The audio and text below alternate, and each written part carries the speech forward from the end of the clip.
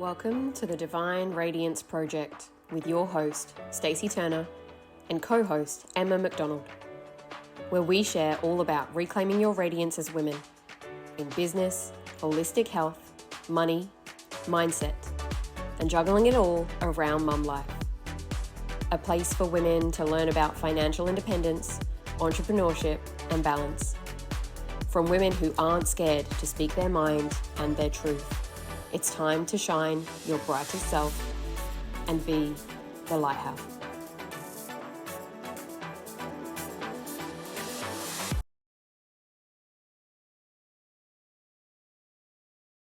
Hello, and welcome back to the Divine Radiance Project podcast. Today, I'm very excited to be joined by the beautiful Kirsty Lee. I have a feeling I didn't even check what your surname is. That's okay. We'll roll with Kirsty Lee, and you can fill me in the rest in a moment. But I just want to give a proper introduction for Kirsty. So Kirsty is a New Earth and Golden Age business architect. In her work, she combines the skills learned during her vast life and professional experience to support her mission to ensure the beauty of our existence is flourishing for future generations. Kirsty embodies love as a coach, mentor, and facilitator, combining gene keys, human design, shamanic, and quantum practices to provide the mirrors and cues necessary to attune to the highest version of reality and self. She gracefully guides the unraveling of deep aspects of self so they can be seen, received, and embraced. She helps you to find the answers you already knew but had forgotten, so you reach the most powerful and magnificent vibration. Wow. Just wow. I want to sign up and work with you straight away. You're speaking my language. All of that beautiful vernacular is just, it lands deep. It lands so fully into every cell of your being. It really resonates. So Kirsty, first of all, do you have a last name you want to share with the community, or is it just Kirsty Lee? And second of all, can you share a little bit kind of about your background and what brings you to the version of you that you are today? Thank you, Stacey. Thanks for having me. My last name is Green Shields. It's my married name, and it's an awesome name because it means protector of the emerald flame, as my husband found out. And so it's really beautiful because for years in my healing work, I've worked with Archangel Raphael, who's the healing archangel. And so when I found out what our last name meant, I was like, of course, that's what it means. Got goosebumps when you said that. On social media, I am just Kirsty Lee. So I've decided just Lee is my middle name, and that's how I share myself with the world. And I also have a deep connection to our Earth Mother Gaia, and so I have actually adopted her name as well in just my handles on social media and things like that. So that's me as far as my name goes. Love it. My background is really extensive and eclectic and very, when I say extensive, I joined after I left school and had a year working with the public service. I joined the military, and I was an Army intelligence officer, and I was in the Army for 9 years. And after having like a nervous breakdown, I guess, because I was a high-functioning, high-achieving young woman, I decided that I wanted to do something new. And so when I started to find myself a little bit, I chose to go and study naturopathy. And so I studied to become a naturopath and then went down the healing path. And over the years, I've learned lots of different energy medicines and flower essences and vibrational medicines and those types of things. And then in 2007, my husband was serving in Iraq. James was serving in Iraq. He was still in the army at that time, obviously. And his vehicle was hit by a roadside bomb on the 23rd of April in 2007. And he survived and came home really broken. And that took us on another extended path of learning, because none of my naturopathic skills were really helping him. You know, he went into post-traumatic stress and, you know, into deep depression, and it didn't matter what I did, it wasn't helping. And then so we decided, fate took us on this path to learn more about, you know, the emotional body. And we both then became, you know, got into the coaching field and learned so much about emotional intelligence and emotional intimacy. And we are both, as together as a couple, we are very much just dive in the deep end and see what happens. We complement each other that way. And so we've lived our life ever since that time, just really learning to embody all of the principles that we've ever learned. And so, you know, we got in unconsciously to begin with, somewhat unconsciously. We came together like 25 years ago. And so we were quite unconscious when we got together. But I feel so blessed because our journey has been one of mirroring the divine feminine and the divine masculine to one another in our relationship, and all of the, you know, all of the darkness, all of the light to one another. And so it's been a real gift. So yeah, that's probably the most important pieces of my journey. There's so much I'm sure that I could share, but yeah, I've arrived at where I have in this beautiful place. Like my largest mission, I guess, is to ensure the beauty of our existence is flourishing for future generations. And so every step I take, everything I do in the world, that is how I choose to live. That is so beautiful. And thank you so much for sharing that. Obviously, some of that would be quite intimate and you would have gone through a lot of potential discomfort in going through those healings and coming up against those very confrontational experiences, but now at a place where you feel comfortable enough to talk about them as the lessons, and I don't know if blessings is the right word in every situation, but the lessons that we can learn from some of those challenges that allow us to come out of the dark and into the light and have that beautiful contrast. So thank you. I appreciate you sharing that with us. And you touched on the masculine, feminine, and how you both embody that so beautifully. If you were explaining the divine masculine and feminine to an absolute beginner, where would you start with that? Obviously it's an energetic thing, so it's a felt thing. How do we bring vocabulary to that? Yeah, that's a really beautiful question.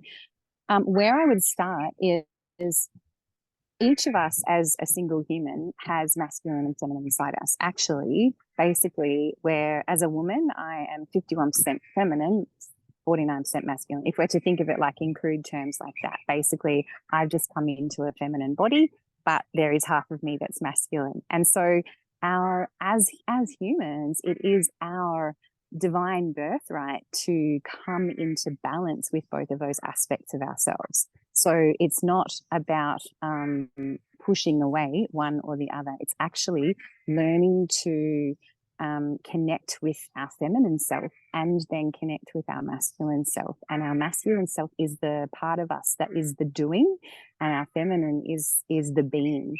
And in our society, we've very much conditioned ourselves to be focused on the doing. And when I mentioned I was a high-functioning, high-achieving depressive, that's why I went into that state, because I was in that heavily false and I'm going to use the word false masculine environment, and needed to achieve and needed to prove myself. And so I lost complete connection to who I was and to my being, which is my feminine. And so of course, I was going to be depleted. 50% of me wasn't getting any attention. And so I was going to be depleted. My energy levels, my resources would be depleted because I'm not giving attention to that aspect of myself. So when I come from it from the very simplistic perspective, it is coming to balance between our doing and our being and encompassing this whole human that is here. Thank you. I can resonate so much with that. For a bit of background for some of the listeners, I did 10 years of competitive CrossFit and came from a very masculine background. And yeah, it was through adrenal fatigue and burnout, and as a high functioning, anxious person, overachiever, type A personality, very, very similar. yeah, hitting that breaking point and going, if something doesn't change. And that was what started my healing journey. So it's really, I guess, amazing to hear how you acknowledge that and were aware of those signs that started to come and present themselves in your life, because so many people, it's so common, it's not normal, but it's common for so many of us women to fall into this trap. And I have my theories about why it happens and why it's such a systemic problem in our society, and I'm sure we could have a full-length podcast about that too. Do you want to kind of touch a little bit on, I mean, first of all, I guess I should ask, do you believe it's in part due to the patriarchy issue, or is there something else at play that we should be more aware of when it comes to that, like dominant masculine or false masculine? I think the first thing I want to say is, there's different terms that are thrown around in this, when we talk about this aspect of masculinity and femininity, and the term that I find most challenging is toxic masculinity, because I don't actually believe that any masculinity is toxic. I believe there is a false masculine, and that is the patriarchy that has been overlaid upon our society. And both the feminine and the masculine have, the true feminine, the divine masculine, have been cast aside and covered up because of eons of this false masculine patriarchy that has dominated our culture. And part of the reason you and I are having this conversation now is because there is a mass awakening, and that is no longer, it's no longer going to be the dominant force in our society, which is super exciting. And this has been happening for the last 10 years. But the short answer is yes, and there is no blame here, because every single one of us has been, at some level, we've consented to the patriarchy having the dominance, and both of us chose to go down that path, and it's actually a blessing that we both went down that path. We can sit here and go, it was a blessing, because it helped us to see, and we made the choice to choose something different. And so the reason, when I come at it from, there's so many layers that we could come at. So when I come at it from my perspective, the reason that this has happened is because we lost our way so deeply that we needed a really big wake-up call to recognize that every single one of us is creator, and every single one of us has a choice. Yes, so much yes, in every situation. In every situation. And when we feel like we don't have a choice, is because we've given our power away to someone or something else, and it's time for us to reclaim that power so that we can have the strength to live from true choice. So powerful. And so, I mean, when we reclaim it, that's our masculine. Oh, sorry. No, you go. When we reclaim it, that's our masculine. When we reclaim it, that's our masculine, like our true masculine standing up and going, enough. Our true masculine is the one that sets our direction, that sets our boundaries, that says, this is what I want, this is where I'm going, let's go. And so that is, that's us coming into connection with our true masculine, whether we're man or woman. Yes. So good. So then if somebody's hearing this for the first time and they're like, whoa, okay, I just had a big light bulb moment. This is something that I've never really heard of before. I'm a woman in this life, but I feel like I'm very doing and very masculine. What are some of the things that we can help people to do to come back into balance and nurture their divine feminine a little more? And that is so common. Like, probably usually when I've done workshops and retreats, and I show people the qualities of the masculine and the feminine, most women that have that I've attracted into my life over the years look at that list and are like, oh my God, like I'm all masculine. And but the good news is that connecting with the feminine isn't hard, because she is so, she's so gentle, and she's so nourishing. And so it is actually, one of the most simple things we can do to reconnect with the feminine is to reconnect with our breath. And so, to sit in stillness for 1 minute and focus on my breath moving in my nose and through my body, and like placing attention on my breath moving down my spine into my womb, and then as I breathe out, moving back up my spine and out my nose. That's a simple thing, because the feminine just wants attention. She wants to be received. She wants to be received. And the feminine, whether we're masculine or whether we're a man or a woman, the feminine is actually our body, because the feminine is matter and the masculine is spirit. And so when we pay attention to our body, whether we're breathing, whether we're like, oh my God, that part of me is sore, and we give that a little bit of attention, we're actually reconnecting with our feminine. That's probably the most simple answer I could give to that question. That is so beautiful. This is a topic that I am very passionate about and haven't spent too much time explaining to other people. It's, when you do your own research and you embody it fully, but you've not got a way to kind of articulate it. And so it's really, really amazing to hear from someone who is so experienced and run workshops and retreats in this area, to start to give people a bit of insight into it. And I love, it's so fascinating starting to unpack some of these qualities and how simple it is to start to shift back to nurturing the feminine aspect. Is there a path that you would guide people on? Like, how would you support them kind of through? Actually, before we go down that avenue, there's something that I was reminded of as you were speaking, and it was a lot of our signals have been blocked. And so we don't actually potentially even know how to tap in, right? In today's society, I guess thinking of as a female, more often than not, we're on some kind of contraception. Some people are not aware of the side effects and that sort of thing. And we're not even able to tap into our true feelings to even give ourselves that space to kind of sit in that. So I mean, we've got the physical aspect, we've got the mental aspect, we've got the emotional aspect, and then we've got the energetic.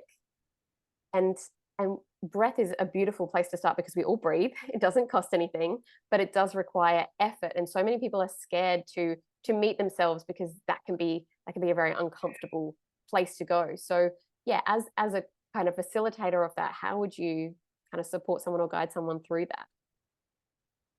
Yeah. So if someone wasn't even aware of their breath, what I would say is have a cup of tea. So literally, if you're sitting down, because these are all things that we do, that all of us do. Like, everyone cleans it. Well, most people clean their teeth, I think. So just simple things. But the biggest thing that I say is, just when you get up in the morning,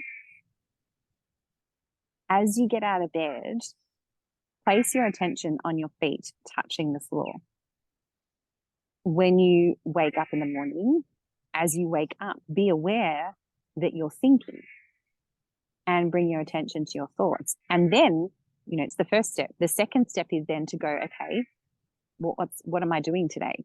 And bringing your attention into this body. So what I'm saying is bringing presence into each moment. And so, because when we bring presence, what we're actually doing is we're bringing our masculine force, our spirit, into this body. And so we're aligning those two parts of ourselves in this moment, which means that in that moment, I'm at full power, I'm at full capacity. So if I'm sitting having a cup of tea, I get to feel the cup in my hands. I get to place the cup on my lips and drink the tea, and recognize that in this moment I'm drinking a cup of tea. And it sounds, some people might be listening to this and they've not necessarily had much of an idea of this concept, and they'll be like, that doesn't really sound very hard. And no, it doesn't.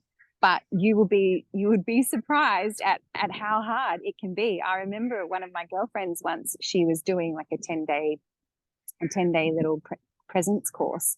And she's like, oh my God, like the task for me is to simply lie down on a bolster before bed and put some oils on my wrist. And she goes, do you know how hard that is for me? Like to lie down on a bolster for 10 minutes before I go to bed. And I said, exactly, because we're so trained to give our presence to everyone else and not to ourselves. And so if I've been living my whole life giving my presence to everything outside of me, simply doing these things like being aware of my thoughts in the morning, sitting up, putting my feet on the ground and being aware that I'm putting my feet on the ground, and then sitting down and having a cup of tea and bringing full presence to that, or eating my food or whatever it is, I'm going to start to shift my consciousness. And the space feels uncomfortable for people because we're so used to having these gadgets and everything pulling our attention out of ourselves, like you say, to other people. And oftentimes when we come up against discomfort, our nervous system tries to warn us that something dangerous is going on and tries to protect us. But in this scenario, we're actually safe. And so I guess to reinforce and back what you're saying, it's like, yes, it's going to be uncomfortable, but that doesn't mean that it's a bad thing for you. And to be aware that as you shift more into that spaciousness and start to enjoy that space and that stillness and that coming home to yourself, that it can be so powerful and amplify and transcend into all areas of your life. And then the ripple effect into the community as well. It's so much more powerful than people even realize. I actually teach Reiki level 1s, 2s, master and master trainer. And one of the practices I love to do is a group healing. So on one person to receive from the other attendees, and we all like stand around the bed and give that energy to the individual. And I'll always set a timer so that we can all just switch off and be in the moment and not have to worry about how long have we been doing this for. And every single time, even though I'm the one facilitating it, I'm still blown away at how spacious 4 minutes really, it feels like an eternity. It's beautiful to just like lavish in that time and to be free of time, even though we've set time. It's a magical thing. So yeah, starting to surrender to those little practices that you mentioned before, that we say little practices, but they have a massive impact and they only take a very short amount of time. So if you're hearing this and you're like, no, I don't have time to lay down for 10 minutes on a bolster before bed, cool. Then you need to do it for 20 minutes, okay? That's your homework. Absolutely. And you know what I love about what you just said as well is it's actually what we're doing is we're reminding ourselves that it's safe to be in my body. It's safe for me to be in my body and to be in my presence. And because if I can't be with myself, how am I going to believe that anyone else is going to be with myself? And so, you know, when we're talking divine feminine masculine, or if we're talking, you know, female male relationships, or just being in relationship with anybody, we're not going to be in a successful relationship with someone else if we can't actually be in a successful relationship with self. And this is where it all begins.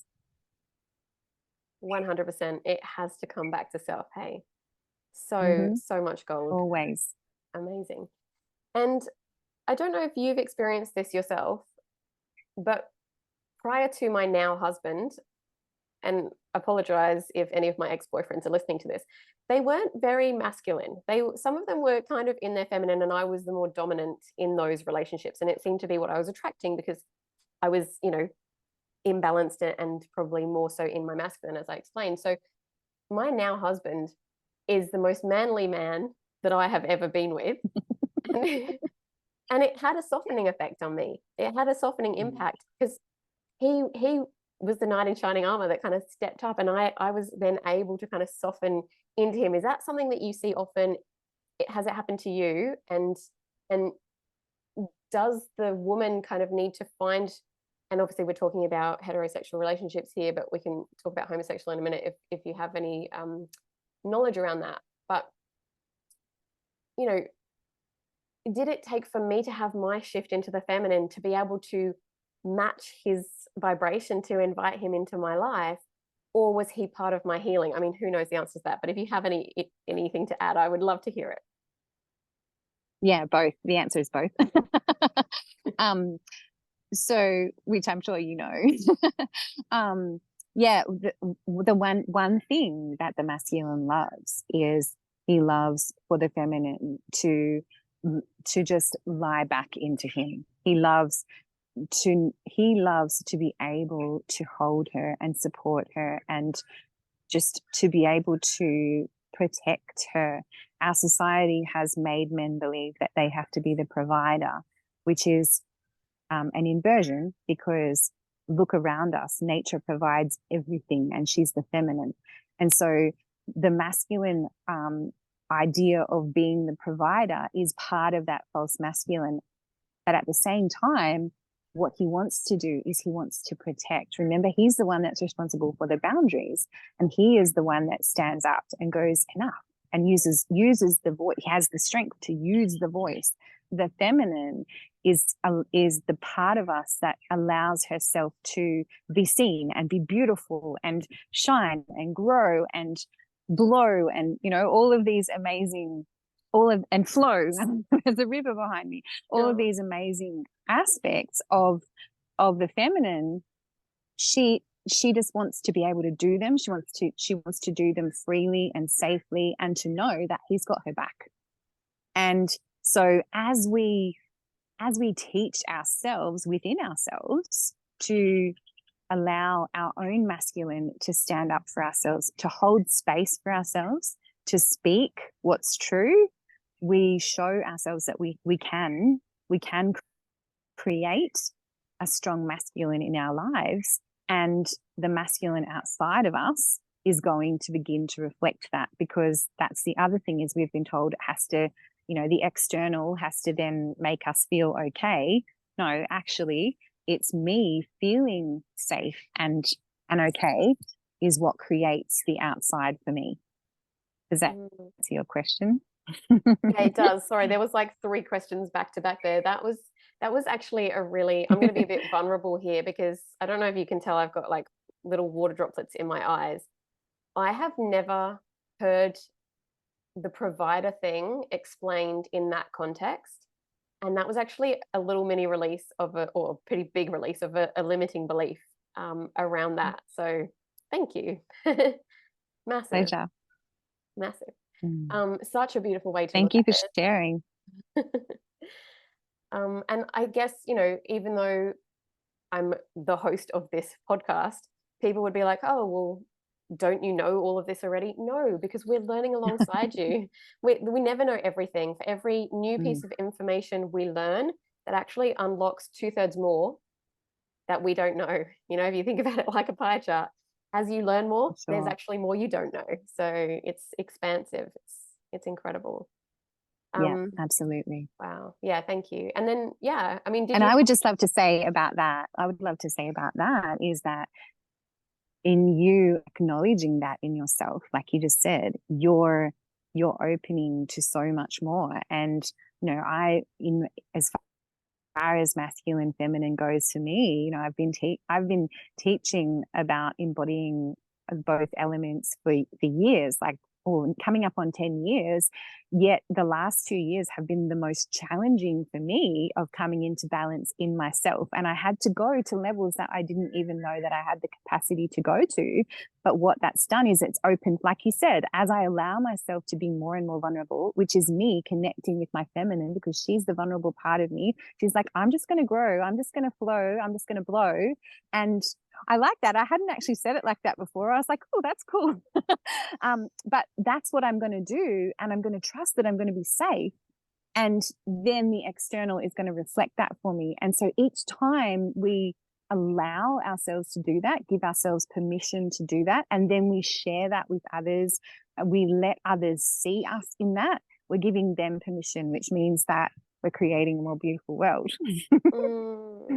Oh, so good. So much juiciness in this podcast. Amazing. I feel like I could speak to you all day. I'm going to start to wrap it up though. There is a lovely question that we like to ask most of our interviewees. And if you had no limitations around time, money, resources, what would you be doing and where would you be? In this moment, I would be exactly where I am. I feel blessed to have asked myself that question many years ago, and I have chosen to create my life as a result of that. And, you know, my vision that I shared with you earlier about ensuring the beauty of our existence, because I place that at the absolute top of my list of to-dos, I am looking around my world every day to confirm the belief that this is what I'm doing. And we all create our own reality cycles. And for me, I am continuing to create a more beautiful world. It doesn't mean that I don't have challenges, because I also want more. And so in wanting more, then obviously I'm going to look around and see things that I don't quite like. But I also get to realize that I have the opportunity and the ability to change them. And so that's the long answer. And the short answer is I would be sitting here in this moment by this creek talking to you, because that's what I'm choosing to do right now.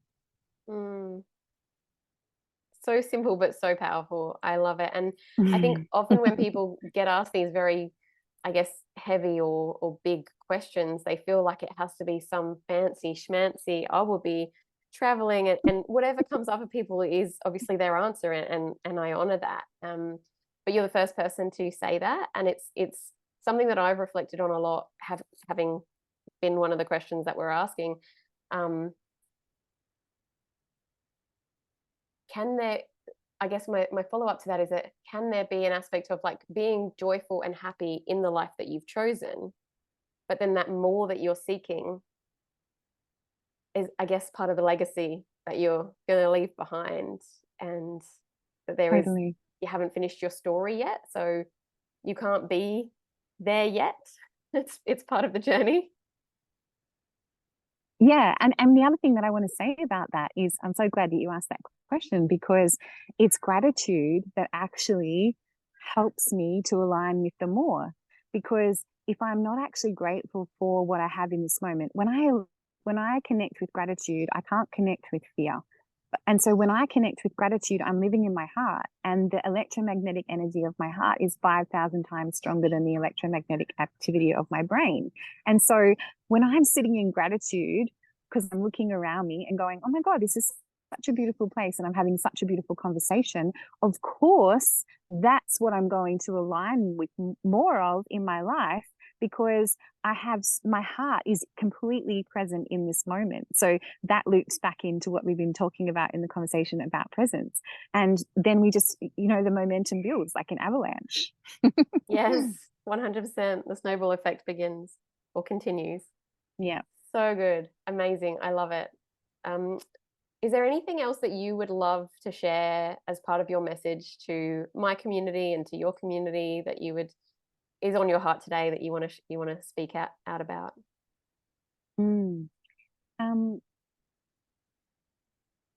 Yeah, I guess what I would say is, if you take nothing else away from this conversation, allow yourself to receive your own presence and be grateful for your own presence, and things will start to shift for you. That is amazing. And that is going to be a soundbite that I'm going to use to advertise the podcast. Because it's so true. And I don't think anyone could listen to this and not feel gratitude. Like, I just, even having this conversation with you, I can feel your energy, and I feel that my vibration has been raised 5,000 times just by having this conversation with you, and my life is better for this conversation. So thank you, 1,000 times thank you, for, first of all, coming onto the podcast, and second of all, sharing your wisdom. And if people do want to reach out to you to connect, maybe, be coached by you or have a session with you or receive some of your other offerings, where can they find you? What's the easiest place to get hold of you? Well, I'm on Instagram, Kirsty Lee Gaia, Gaia, as in the goddess of creation and earth. And also on Facebook. They're probably the two best places to get into contact with me. And yeah, you can go down the rabbit hole from there. Amazing. And I'll drop those direct links to your socials in the show notes so that people can make their way there more easily. But Awesome. Thank you so much for your time today. Thank you so much for having me. And that's a wrap for today's episode. Listen, if you love what you heard here today, I would love for you to leave a super quick rating and a review. This helps the show get discovered by new people that need to hear what we have to share. Be sure to take a screenshot of today's episode and shout us out on Instagram, and we will shout you right back. You can find us on Instagram handles It's Stacey Turner and the.emma.mcdonald. If you'd like to find additional resources or work with either of us, then DM us on one of these handles today.